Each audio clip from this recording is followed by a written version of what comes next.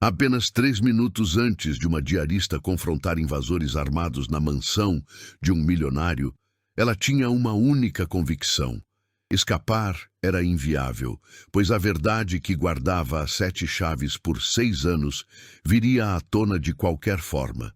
E quando isso acontecesse, tudo o que havia construído ruiria, inclusive a vida de sua filha. "Enche a sacola, anda logo!" O som de vidro se estilhaçando ecoou pela casa, e Helena paralisou no corredor do segundo andar, o rodo deslizando de suas mãos, enquanto 2 homens de capuz invadiam a sala de estar no andar de baixo. O coração dela batia descompassado, um tambor frenético em seu peito, mas seus pés pareciam colados no chão, como se o assoalho tivesse se transformado em areia movediça, aprisionando cada fibra de seu corpo. "Tem mais alguém em casa?" um dos homens bradou, e a voz rouca rasgou o silêncio da mansão como uma navalha. Helena recuou em câmera lenta, na ponta dos pés, mas a madeira antiga rangeu de forma escandalosa. Os 2 homens ergueram a cabeça simultaneamente, e quando seus olhares cruzaram com o dela pela fresta da escadaria, um deles abriu um sorriso cruel que dispensava palavras para comunicar a ameaça. "Desce aqui, gracinha, não vai doer, tanto assim." Ela poderia correr para o último quarto, se trancar, telefonar para a polícia e aguardar, mas então seus olhos se fixaram onde eles estavam, bem em frente ao cofre dissimulado na parede, aquele que seu patrão, Arthur, abria toda sexta-feira para depositar documentos e dinheiro. Se eles o abrissem, se levassem o que havia lá dentro... Helena respirou fundo e começou a descer os degraus.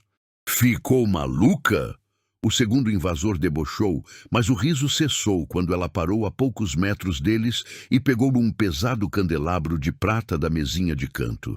"Vão embora agora. A polícia já está a caminho." Era mentira.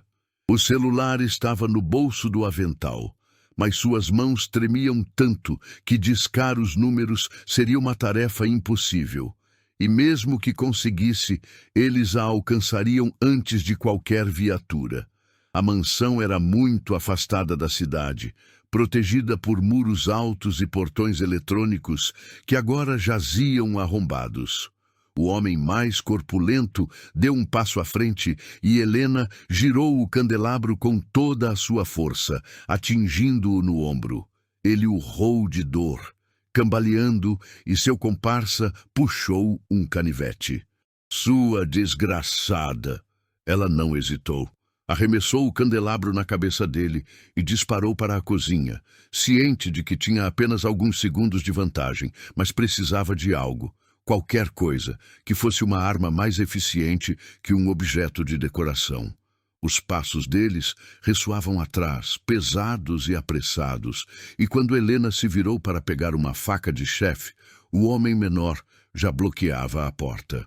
"A brincadeira acabou, meu bem." Nesse instante, faróis potentes iluminaram a janela.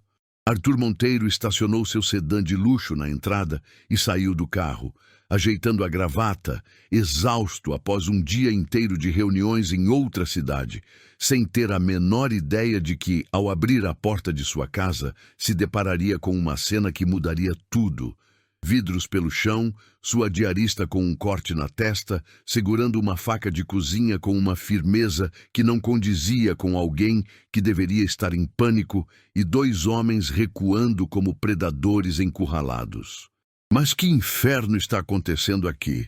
Os ladrões se entreolharam, avaliando rapidamente se valia a pena enfrentar um homem alto e forte que acabara de chegar ou fugir enquanto tinham chance. Optaram pela segunda alternativa, saltando pela janela quebrada e sumindo na escuridão do jardim no exato momento em que o alarme da propriedade finalmente disparou, tardio e inútil. Arthur correu até Helena, segurando seus ombros. "Você está bem? Se machucou?" Ela largou a faca e só então suas mãos começaram a tremer de verdade, mas não era de medo.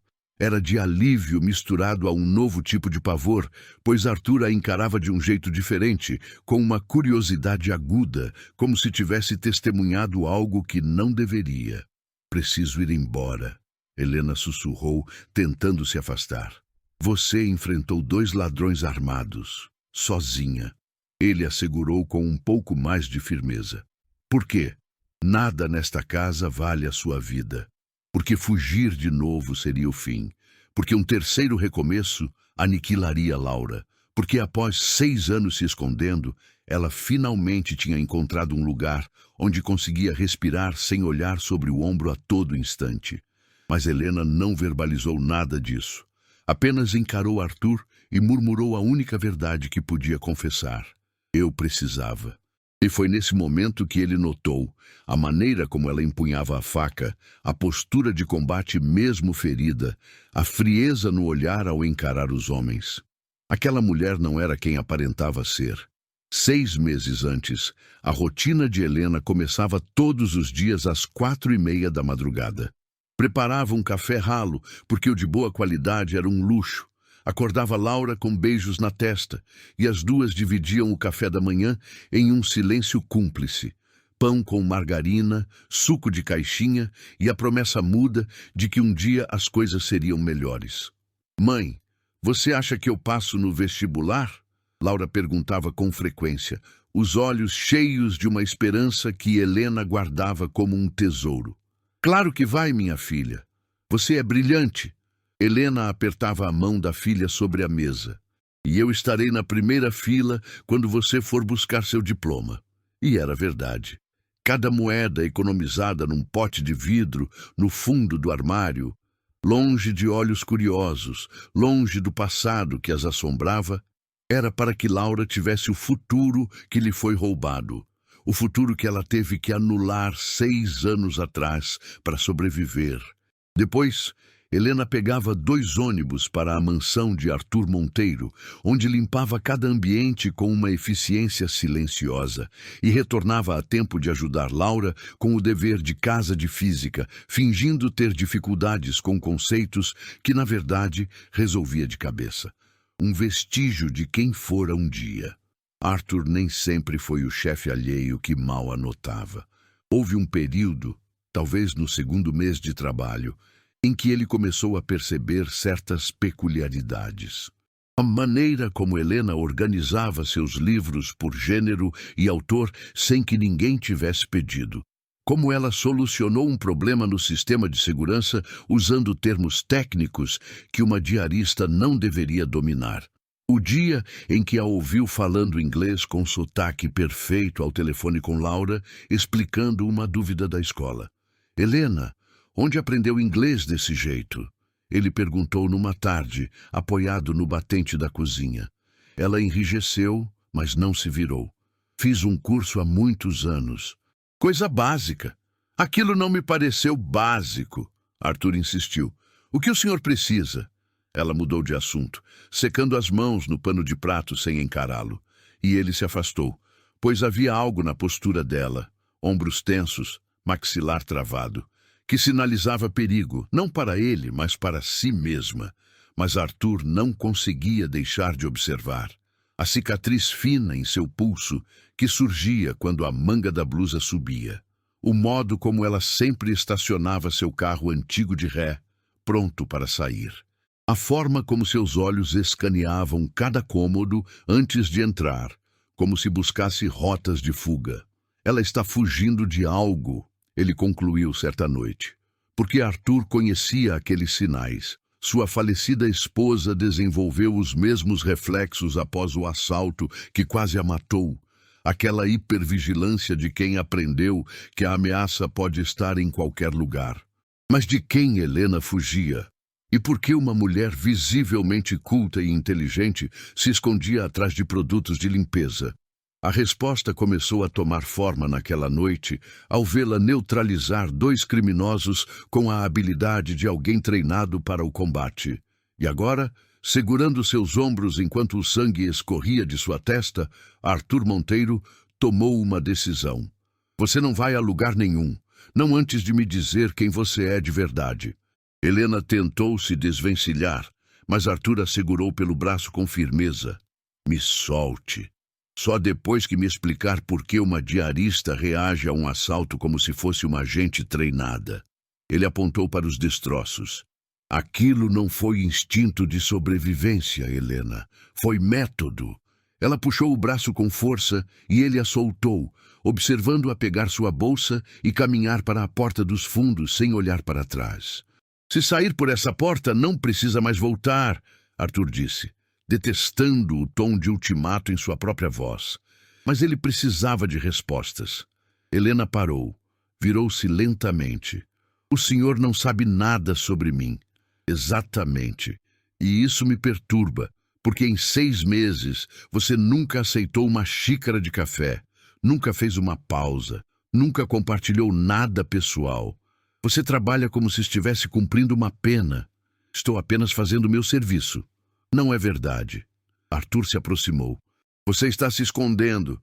A questão é, de quem? Os olhos dela faiscaram, uma mistura de fúria e pavor. E por um instante ela pareceu prestes a desabar. Então a máscara retornou, fria e impenetrável. Estarei aqui amanhã às 8, como de costume. Boa noite, senhor Monteiro. E saiu, deixando-o sozinho em meio ao caos. 2 horas depois, ele estava em seu escritório fazendo algo que nunca imaginou, ligando para Sérgio Moura, um detetive particular que usara no passado para casos corporativos. Preciso de um dossiê. O nome é Helena Barros. Trabalha aqui há 6 meses. Arthur forneceu os poucos dados que tinha. Quero saber tudo. Passado, família, o que encontrar. Para quando precisa disso? 72 horas. Vai sair caro. O preço não importa. A verdade sim. Mas quando o envelope chegou, Arthur hesitou em abri-lo. Uma parte dele não queria descobrir que a mulher que arrumava sua casa com tanto zelo era uma criminosa. Finalmente, ele rasgou o lacre, e seu rosto empalideceu. Helena Barros não possui registros anteriores a 2019. Documentos forjados, de um tipo comum usado por fugitivos. Endereço é válido, mas o contrato de aluguel está no nome de Laura Mendes, 15 anos, sem parentesco legal. Empregos anteriores são fachadas. Conclusão: identidade fabricada, passado deliberadamente apagado. Arthur leu o relatório 3 vezes. Agora, ele tinha 2 opções: entregar as informações à polícia ou confrontá-la diretamente, correndo o risco de ela sumir para sempre. Ele escolheu a segunda. Na manhã seguinte, quando Helena chegou, encontrou Arthur na cozinha com o dossiê sobre a mesa.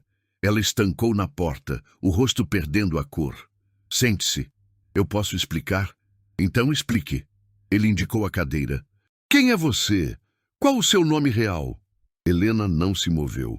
Eu vou embora, hoje. O senhor nunca mais vai me ver. Tarde demais. Ele se levantou, bloqueando a saída. Você arriscou sua vida pela minha casa e agora descubro que vive uma mentira. Não, Helena, ou seja lá qual for seu nome, você não vai sumir sem me dar uma explicação. Por que o senhor se importa? Ela gritou, a voz embargada. Eu sou só a diarista. Por quê? Arthur buscou as palavras. Porque desde que minha esposa faleceu, você foi a primeira pessoa que me tratou como um ser humano, não como um extrato bancário. Porque eu vejo como olha para as fotos da sua filha no celular e sei que está protegendo-a de algo. E porque ontem à noite eu não vi uma criminosa em seus olhos, eu vi alguém apavorado por ser encontrado. O queixo de Helena tremeu. Se me contar, posso ajudar. Tenho recursos, contatos. Ninguém pode. As lágrimas finalmente rolaram. O homem de quem estou fugindo não se importa com leis ou recursos. Ele jurou me matar. E se eu envolver o senhor nisso, eu já estou envolvido. Arthur segurou seus ombros. Desde o momento em que você decidiu lutar. Então pare de tentar me proteger e me deixe ajudar. Helena fechou os olhos e quando os abriu, não havia mais máscara, apenas medo. Meu nome verdadeiro é Helena Mendes. Fui advogada por 8 anos. Me formei na Federal. Trabalhava num grande escritório. Sua voz era um sussurro. Até que conheci Marcos Ribeiro, capitão da polícia. Nos casamos, tivemos a Laura, e aos poucos ele me destruiu. Arthur ouviu em silêncio enquanto Helena narrava o horror. As agressões, o isolamento, as ameaças, as tentativas frustradas de denúncia contra um homem com poder e conexões. Quando finalmente consegui fugir, ele me achou em 3 semanas. Quase me matou. Laura viu tudo. As lágrimas caíam livremente. Então, eu sumi de vez. Comprei documentos, mudei de estado, apaguei Helena Mendes da face da terra. Era isso ou morrer. E deu certo. Arthur murmurou. Ele não sabe onde você está. Helena soltou uma risada amarga. O senhor acha que os ladrões de ontem foram uma coincidência? Eles sabiam exatamente onde estava o cofre. E um deles... Ela engoliu em seco. Tinha uma tatuagem de escorpião no pescoço. É a marca dos informantes do Marcos. O sangue de Arthur gelou. Está dizendo que foi um teste. Ele os enviou para ter certeza de que era você. E agora ele tem. Ela se recompôs. Tenho no máximo 24 horas antes que ele apareça. Preciso pegar a Laura e sumir de novo. A campainha tocou. Ambos congelaram. No pequeno monitor do interfone, um homem alto, de farda, sorria para a câmera, mas seus olhos eram frios, calculistas, como os de um predador que encurrala sua presa. Capitão Marcos Ribeiro, Polícia Militar. A voz soou, calma e polida. Gostaria de falar com o senhor Arthur Monteiro sobre um assunto urgente. Helena cambaleou para trás, o rosto lívido, como se visse a própria morte do outro lado do portão. E Arthur compreendeu. A fuga nunca fora uma opção. Marcos sempre esteve um passo à frente. Arthur acionou o interfone, a voz firme apesar do coração acelerado. Bom dia, capitão. Qual o assunto? Sobre a invasão em sua propriedade ontem à noite, senhor Monteiro. Marcos mantinha o sorriso para a câmera. Recebi o relatório e gostaria de fazer algumas perguntas. Procedimento de rotina. Helena agarrou o braço de Arthur, balançando a cabeça num não desesperado. Mas ele sabia que negar a entrada de um policial em serviço apenas levantaria mais suspeitas. Marcos não estava ali por acaso. Estava jogando xadrez, calculando cada movimento. Claro, capitão. Vou abrir. Não! Helena sibilou, mas o som do portão elétrico se abrindo soou como uma sentença. Se esconda! Agora! Arthur a empurrou na direção da despensa. Vá para o quarto de serviço, tranque a porta e não saia por nada. Ele vai me achar. Helena! Ele a forçou a encará-lo. Confie em mim. Só desta vez. Não vou deixar que ele a leve. Ela hesitou e depois correu pelo corredor, enquanto Arthur contava mentalmente os segundos até Marcos chegar à porta. A campainha tocou. Ao abrir, Arthur se deparou com Marcos Ribeiro ao vivo, alto, ombros largos, um rosto que poderia ser considerado bonito se não fosse pelo brilho predatório nos olhos. Senhor Monteiro, obrigado por me receber. O aperto de mão foi firme demais. Sei que é cedo, mas esses casos exigem atenção. Claro. Entre. Arthur observou enquanto Marcos inspecionava o ambiente com o olhar. O candelabro amassado, os cacos de vidro, a faca sobre o balcão. Parece que foi violento, comentou. Os invasores estavam armados? Uma faca, talvez uma arma, não vi direito. E sua funcionária, Helena Barros, de acordo com o registro. Marcos consultou um bloquinho. Ela estava aqui durante a ação? O sangue de Arthur gelou, mas ele manteve a expressão impassível. Não, os ladrões fugiram logo que cheguei. Curioso, porque segundo os vizinhos ouviram-se gritos de mulher. Alguém lutando. Ele se virou para Arthur, o sorriso sem atingir os olhos. Sua funcionária é do tipo corajosa, senhor Monteiro. Ela ficou apavorada. Não sei o que os vizinhos ouviram. Entendo. Marcos se aproximou. Então não se importaria se eu conversasse com ela, certo? Apenas para o relatório. Ela está de folga hoje. Que pena. O sorriso de Marcos se alargou. Porque procuro alguém há muito tempo. Alguém que sumiu há 6 anos após me acusar de crimes que não cometi.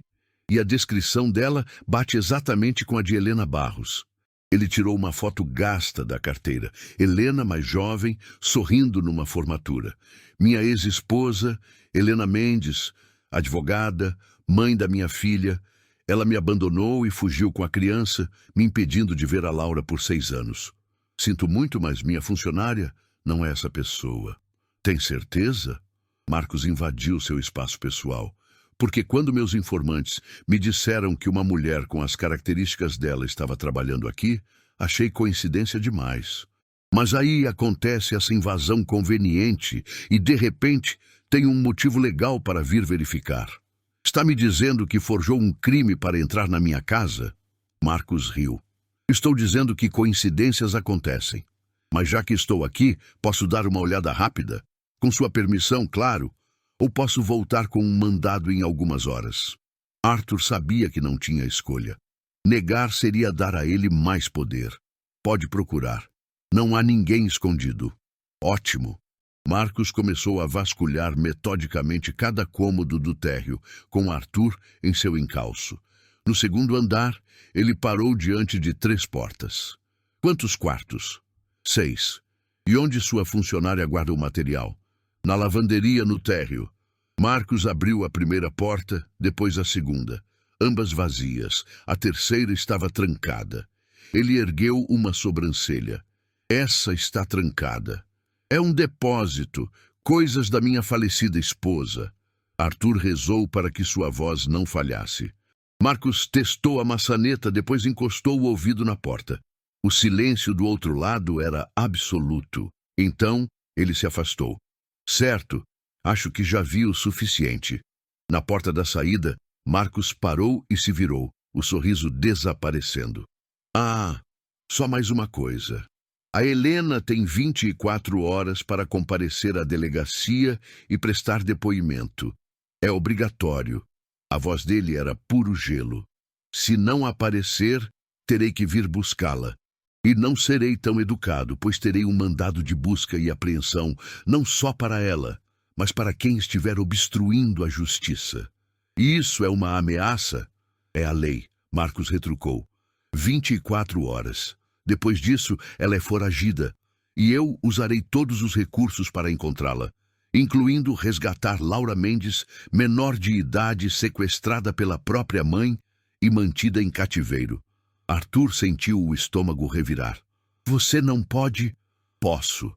Tenho a guarda provisória, testemunhas. Aos olhos da lei, ela é uma sequestradora. Ele vestiu o cap. A escolha é dela. Ou aparece e conversamos, ou eu recupero minha filha à força e Helena passa os próximos 10 anos na cadeia. O que acha que uma boa mãe escolheria? Assim que o carro de Marcos sumiu, Arthur subiu as escadas correndo. Helena, ele já foi. A porta se abriu e Helena estava no chão, o celular caído ao lado, o rosto petrificado. Ele sabe onde a Laura estuda, ela sussurrou. Recebi uma mensagem. Arthur pegou o aparelho. Uma foto da entrada da escola e uma frase. Linda menina, os mesmos olhos da mãe. Seria uma pena se algo acontecesse com ela. Helena desmoronou em soluços. Marcos havia vencido antes mesmo de a batalha começar, usando a única arma contra a qual ela não tinha defesa, sua própria filha. Vou me entregar, ela disse. Vou fazer o que ele quiser. Só quero a Laura segura. Não. Arthur se agachou ao seu lado. Se entregar é dar a ele exatamente o que ele quer. Uma vez que ele a tenha sob controle, então o que eu faço? Ela o encarou desesperada. Ele vai pegar minha filha, Arthur. Ele vai me matar e a Laura vai ficar sozinha com aquele monstro. Arthur olhou nos olhos dela, cheios da dor de 6 anos de fuga, e tomou uma decisão. Nós não vamos fugir dele. Nós vamos destruí-lo primeiro. Como? Ela sussurrou. A voz um desafio. Arthur pegou o celular e discou um número que não usava há anos. Sérgio. É Arthur Monteiro. Fez uma pausa. Aquele relatório sobre Helena Barros. Quero que faça outro. Desta vez, sobre o capitão Marcos Ribeiro. Tudo. contas, transações, qualquer podridão que encontrar. Arthur, investigar um policial de alto escalão é perigoso. Eu sei. Em quanto tempo consegue algo? 6 horas, talvez menos. Ótimo. Ele desligou e se virou para Helena. O primeiro passo é provar que ele é corrupto. Ele é capitão da polícia. Tem proteção, conexões. Eu não estou sozinho. Arthur abriu seu notebook. Eu tenho os melhores advogados, contatos na imprensa e tenho você que tem provas das agressões dele. Estão num pendrive em um cofre de banco, mas vamos precisar de tudo e do seu depoimento completo. Mas antes, ligue para a Laura e diga que vou buscá-la na escola mais cedo. Meus seguranças vão levá-la para um lugar seguro. Ele vai notar que ela não está lá. Exatamente. E enquanto ele se distrai, nós agimos. Arthur sentou-se ao lado dela. Ele cometeu um erro. Achou que você estava sozinha, mas ele não contava comigo. O celular de Arthur apitou. Uma mensagem de Sérgio. Já achei. Marcos gasta muito mais do que ganha. Tenho transferências de uma empresa de fachada para a conta dele. Tenho áudios dele comprando armas ilegais. Serve. Arthur olhou para Helena, que se levantou, os olhos recuperando um brilho de esperança. Sim, é mais que suficiente. Então, como faremos? Ela perguntou, a voz firme pela primeira vez. Simples, Arthur respondeu. Reunimos as provas, entregamos a uma jornalista que conheço na Record, e quando Marcos acordar amanhã, ele vai descobrir que sua vida acabou. E se ele tentar algo antes? Ele não vai. Arthur a puxou para perto. A partir de agora, você não está mais sozinha. Sérgio Moura entregou o dossiê completo às 6 da manhã. Helena estava sentada à mesa da biblioteca, exausta, mas determinada. É pior do que eu imaginava, disse Sérgio. Marcos é um criminoso uniformizado. Ele movimenta dinheiro que não tem como justificar. Os depósitos vêm de uma empresa de segurança fantasma, registrada no nome do irmão dele, Ricardo Ribeiro, que também é envolvido com receptação de carga roubada.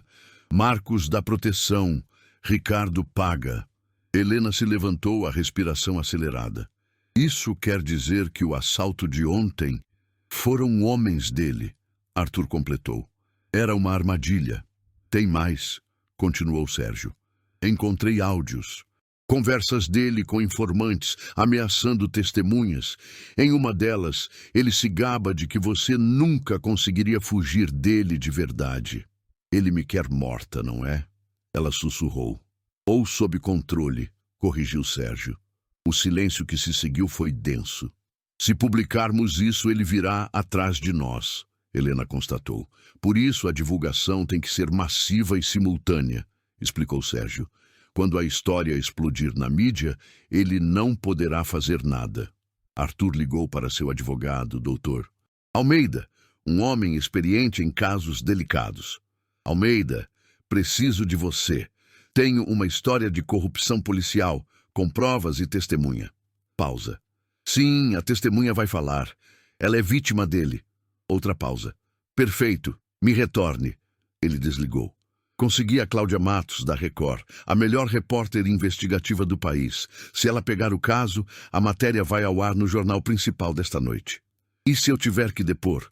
Helena perguntou. Vamos te preparar, respondeu Almeida, já em uma videochamada.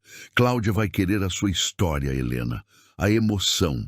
É isso que move a opinião pública. Quando as pessoas virem que você é uma sobrevivente, elas vão te proteger. Isso significa expor todo o meu passado. Significa expor a verdade, Arthur corrigiu. E a verdade é a arma mais poderosa que temos. E a Laura? Quando ela estará segura de verdade? Assim que Marcos for preso, entraremos com o pedido de guarda definitiva, garantiu Almeida. Com as provas de abuso, você a consegue sem problemas. Helena foi até a janela, observando a cidade despertar. Eu quero fazer isso, disse ela. Eu quero que ele caia. Quero que minha filha cresça sem medo. Tem certeza? Arthur perguntou ao seu lado. Uma vez que isso for público, não tem volta. Minha vida já mudou no dia em que o conheci. ela sussurrou.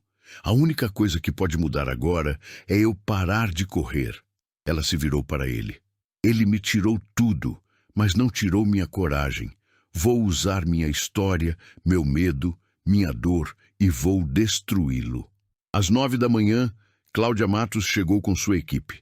Entrevistou Helena por horas, registrando cada detalhe. A cicatriz, as fotos antigas, os áudios. Isso é uma bomba, Cláudia disse. Vamos preparar uma reportagem especial. Quando for ao ar, a Polícia Federal estará a postos. Marcos será preso antes mesmo de entender o que o atingiu. Faltam menos de 12 horas, Arthur sussurrou para Helena. Ela apenas assentiu, pronta para parar de fugir. A madrugada foi uma maratona de preparação. Dr. Almeida era implacável, fazendo Helena ensaiar seu depoimento dezenas de vezes.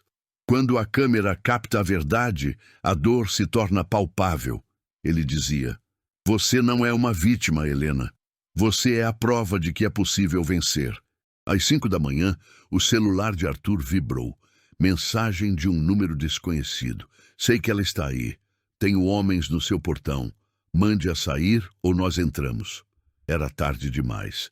A equipe de segurança particular de Arthur já estava posicionada e interceptou os homens de Marcos antes que pudessem invadir a propriedade. Ele está em pânico, disse Cláudia por videochamada.